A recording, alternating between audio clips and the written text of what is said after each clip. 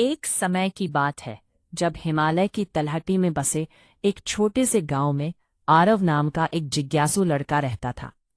आरव की आंखों में असीमित जिज्ञासा और दिल में साहस छलकता था।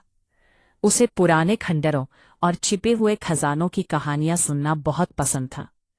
एक धूप भरी सुबह, जब उसके गांव में ताजगी भरी हवा चल रही थी, उसने गांव के पुराने पुस्तकालय में एक धूल भरी किताब खोली। किताब के पन्नों पर उकेरे गए चित्रों ने उसे मंत्रमुग्ध कर दिया। उसमें एक जादुई झरने का जिक्र था जो गहरे जंगल के बीच छिपा था। कहा जाता था कि जो भी निस्वार्थ भाव से वहां पहुंचता, उसकी एक सच्ची इच्छा पूरी हो जाती।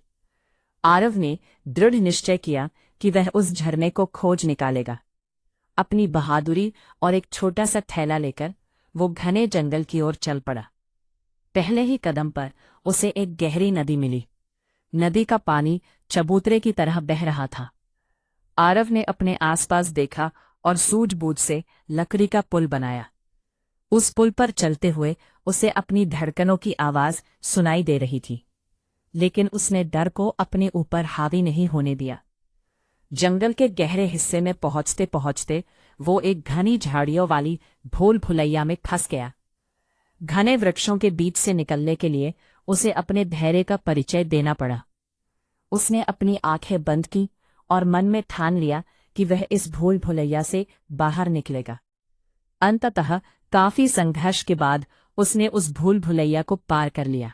थकावट से उसका शरीर चूर हो चुका था, लेकिन तभी उसे पक्षियों के चहचहाने की मधुर आवाज सुनाई दी। यह आवाज उसे एक गुप्त गुफा की ओर ले गई। गुफा में प्रवेश करते ही उसकी आंखों के सामने दूध जैसा सफेद चमकता हुआ एक अद्भुत झरना प्रकट हुआ। झरने की सुंदरता को देखकर उसकी आंखें चमक उठीं। आरव ने झरने के पास जाकर अपनी आंखें बंद कर दी और गांव की खुशहाली और सबकी उन्नति के लिए प्रार्थना की। उसे लगा कि उसकी व्यक्तिगत इच्छा से बड़ा सबका भला है।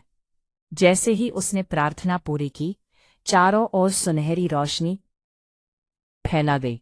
आरव जब गांव वापस लौटा तो उसने देखा कि गांव में चारों ओर समृद्धि छा गई थी।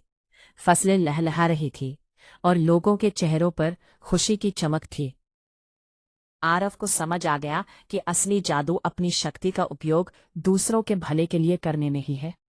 इस अनुभव ने उसे न केवल साहसी बनाया, बल्कि उसे यह भी सिखाया कि एक सच्ची इच्छा का फल निस्वार्थता में निहित होता है।